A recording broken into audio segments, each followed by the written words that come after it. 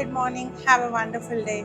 ప్రియ సహోదరి సహోదరుడా, ఈరోజు చాలామంది యవనస్తుల్లో ఉన్న ప్రశ్న ఏంటంటే టెంప్టేషన్స్ని ఎలా ఎదుర్కోవాలి, ఎలా జయించాలి, శోధనలు వచ్చినప్పుడు ఏ విధంగా వాటిని జయించాలి అని ఎంతోమంది ప్రశ్న వేస్తూ ఉంటారు. ప్రియ సహోదరి సహోదరుడా, ఈ శోధనలు అపవాది చేత మనం పొందుకుంటూ ఉంటాం. అపవాది శోధించాలని, శోధనలో పడేయాలని ఎప్పుడు కూడా ప్రయత్నం చేస్తూ ఉంటాడు. అయితే ఆ శోధనలో పడకుండా మనల్ని మనం ఏ విధంగా కాపాడుకోవాలి? చాలామంది ఆ యొక్క జ్ఞానము లేక, తెలివి లేక, దేవుని వాక్య అనుభవం లేక, వాక్యాన్ని చదవక ఎంతోమంది ఈ లోక ఆశలకు, శరీరాశకు, నేత్రాశకు, జీవపు డంబానికి గురైపోయి అపవాది చూపించే ఆ యొక్క ఆకర్షణీయమైన లోకంలో మునిగిపోయి జీవితాలు పాడు చేసుకుంటా ఉన్నారు. దేవుడు మనకిచ్చిన దేహాన్ని మనము అదే విధంగా తిరిగి ఆయనకు అప్పగించాలి. పరిశుద్ధమైన దేహాన్ని దేవుడు మనకిచ్చాడు, పరిశుద్ధంగా తిరిగి ఆయనకు అప్పగించాలి. అయితే వివాహ బంధం అనేది దేవుడు మనకు ఉంచాడు. ఆ వివాహ బంధంలో తప్ప వివాహేతర సంబంధాలు పెట్టుకోకూడదని దేవుని వాక్యం సెలవిస్తూ ఉంది.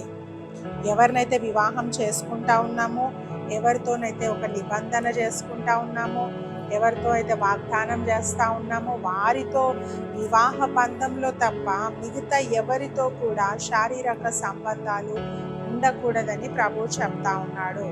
అయితే చాలామంది ఈ లోక ఆకర్షణకు గురైపోయి శరీరాన్ని పాడు చేసుకుంటా ఉన్నారు. అపవిత్రమైన ఆలోచనలు, అపవిత్రమైన సంబంధాలు కలిగి ఉండి జీవితాలను పాడు చేసుకుంటా ఉన్నారు, తమను తామే మోసం చేసుకుంటా ఉన్నారు.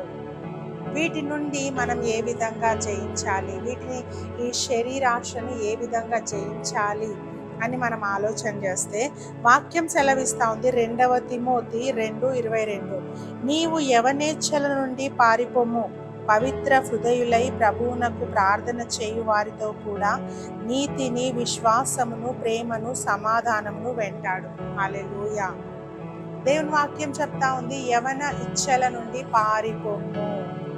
ప్రియ సహోదరి సహోదరుడా, ఏ సిచ్యువేషన్ అయితే నేను టెంప్టేషన్కి గురి చేస్తూ ఉందో, ఏ ప్రాంతంలో అయితే నువ్వు టెంప్టేషన్కి గురవుతా ఉన్నావో, శోధింపబడతా ఉన్నావో, ఆ ప్రాంతాన్ని వదిలి వెళ్ళిపోవాలి అని వాక్యం చెప్తా ఉంది. పారిపో అక్కడి నుంచి అని వాక్యం చెప్తా ఉంది.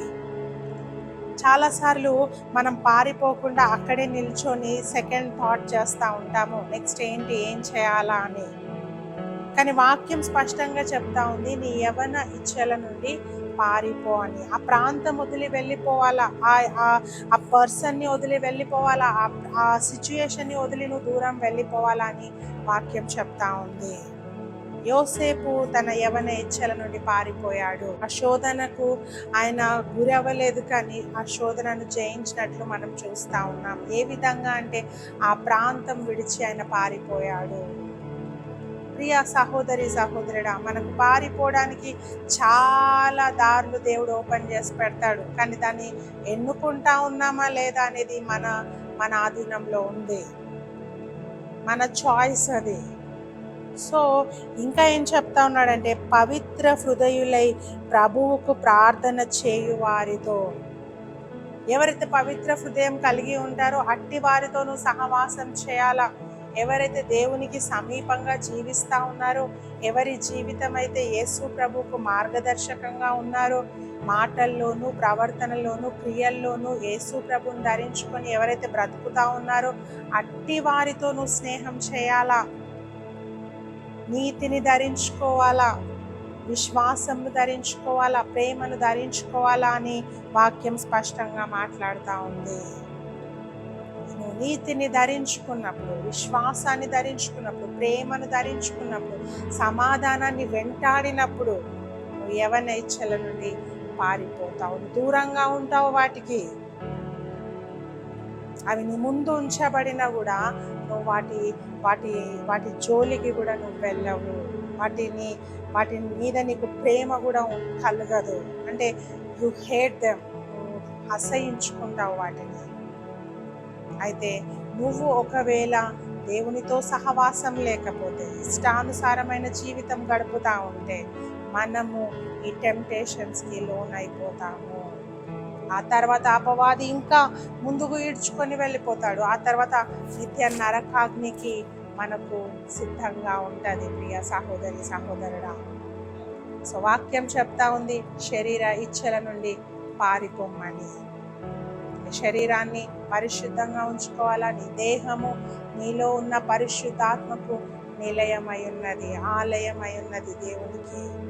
సో నీ దేహాన్ని పరిశుద్ధంగా కాపాడుకో. ప్రభు అయిన యేసు క్రీస్తు రాకడలో మనమందరము కూడా మహిమ శరీరాలతో ఎత్తబడాలి అంటే, యుగ యుగములు ఆయనతో నివసించాలి అంటే, చిరకాలము ఆయనతో ఆనందించాలి అంటే మన దేహమును మనం కాపాడుకోవాలా. మన దేహమును పాపానికి అప్పగించకూడదు. మన దేహాన్ని పరిశుద్ధంగా ఉంచుకుందాం. అట్టి కృప దేవుడు మనందరికీ దయచేయను గాక. ప్రార్థన చేసుకుందాం. స్తుతికి పాత్రుడా, మహోన్నతుడా, మహాఘనుడా, నీ పాదములకు వందనాలు, స్తుతులు, స్తోత్రములయ్యా. ఈ ఉదయకాల సమయంలో ప్రభా చక్కటి వాక్కు ద్వారా మమ్మల్ని అందరినీ దర్శించినందుకై నీకు వందనాలు ప్రభా. నిజంగా మేము కూడా ప్రభా యవన ఇచ్చల నుండి పారిపోవటానికి సహాయం చేయండి ప్రభా. ఎంతమంది అయితే ప్రభా నీ బిడ్డలు ఈ రోజు ఈ వాక్యాన్ని విన్నారు, వారందరి హృదయాలను చూస్తూ ఉన్న దేవుడు ప్రభా, వారి హృదయాలను మార్చండి. వాళ్ళ హృదయాంత